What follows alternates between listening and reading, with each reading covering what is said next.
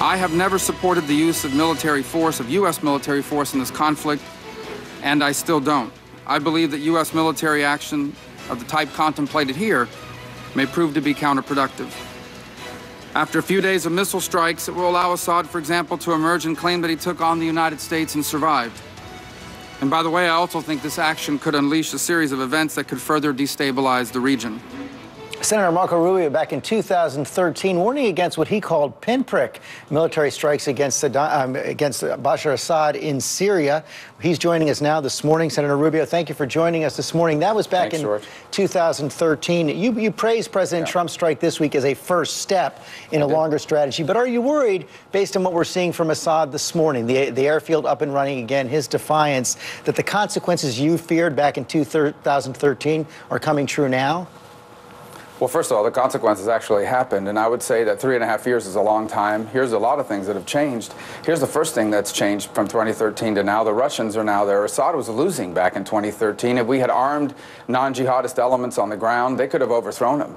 That's what I thought was the better approach at the time. The second is that the administration, what they were proposing, had no clear objective. They wanted to blow up some things to send a message.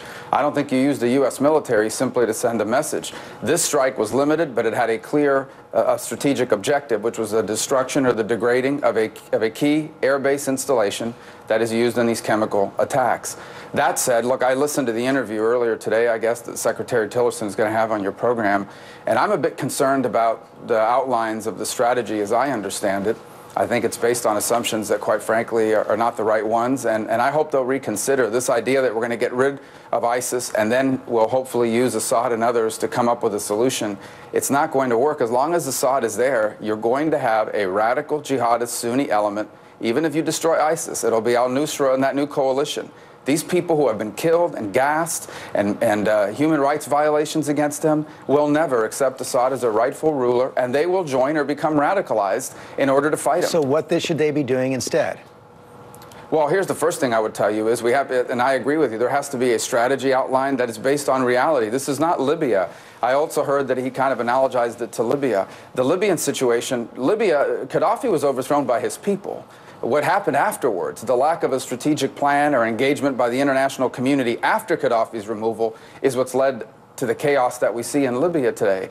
On the case of Syria today, it's much more complicated than it was 3, 4, 5 years ago, but there are still things that can be done. We should be increasing sanctions significantly on Iranian and Russian interests that are helping Assad. In particular, this Boeing deal should be canceled. The second thing that we need to examine is how can we suppress the air defenses of the Assad regime? And that may include coalition use of force to ensure that these offensive operations from the air are not happening. And by the way, keep our troops safe. But you can't do that if Russia's not on board, can you? What's that? I'm sorry? You can't do that if Russia's not on board, can you? Well, listen, here's the bottom line. If those airstrikes are being used not just to attack civilians and innocents on the ground, but also threatening the over 500 American servicemen and women who are on the ground in Syria, we have a national security interest in protecting them from airstrikes. By the way, that was one of the factors I think should have been in play in this particular attack. The presence of sarin gas and its use in a country where there are Americans embedded alongside forces working to defeat ISIS is a clear and present danger to the men and women who serve us in uniform. I also think we need to rebuild and reinvigorate the non-jihadist elements on the ground. It is going to be harder than it was 3 or 4 years ago, but I still think possible to identify elements on the ground that are not jihadists who we can help to become players both on the negotiating table and in southeastern and southern Syria to be major players in the future of Syria as an alternative to Assad. You know, when we talked on Friday, you suggested you thought the administration was moving in the direction you're outlining right now. After listening to Secretary of State Tillerson this morning, do you still believe that? Well, I'm concerned, and there seems to be a difference between what Ambassador Haley is saying, as she said last night, that Assad really has no future, and what I heard this morning from Secretary Tillerson. But look, I don't mean to pick a fight with anyone here. What I'm telling you is I think that the strategy he seems to be outlining is based on assumptions that aren't going to work. There is no such thing as Assad, yes, but ISIS, no. This focus that you can defeat ISIS as long as Assad is there is not true. They are two sides of the same coin. As long as Bashar al-Assad is in power in Syria, you will have a reason for people to be radicalized in Syria. And that's what's going to happen. And by the way, in all this talk about ISIS, there's an al-Qaeda group that is growing in strength this al-Nusra coalition, that are prepared to step into the vacuum left behind by a defeated ISIS. You cannot have a stable Syria without jihadist elements on the ground as long as Bashar al-Assad is in power. And the quicker they realize that, the better our strategy is going to be. But this idea that somehow you can just defeat ISIS and then we'll figure it out with Assad, it's not going to work. On the subject of Mexico, you heard Secretary Tillerson there say he didn't even bring it up, Mexico paying for the wall, when he met with the Mexican foreign minister this week. It seems like that idea of Mexico paying for the wall is dying a slow death. Well, we met with the foreign minister as well, and it did come up in our meeting. And let me just say, Mexico's not going to pay for the wall.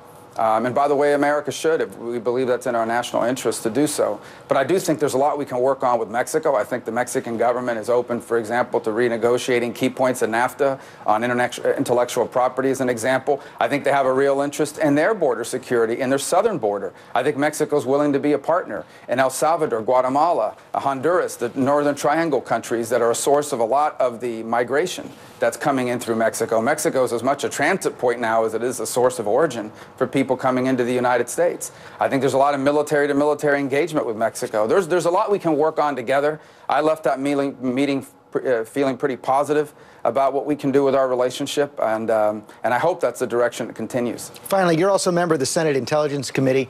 President Trump told the New York Times this week that he thinks that Susan Rice, President Obama's national security advisor, may have committed a crime. He offered no evidence for this at all, but may have committed a crime as she was reviewing those intelligence files that had dealt with the Trump transition.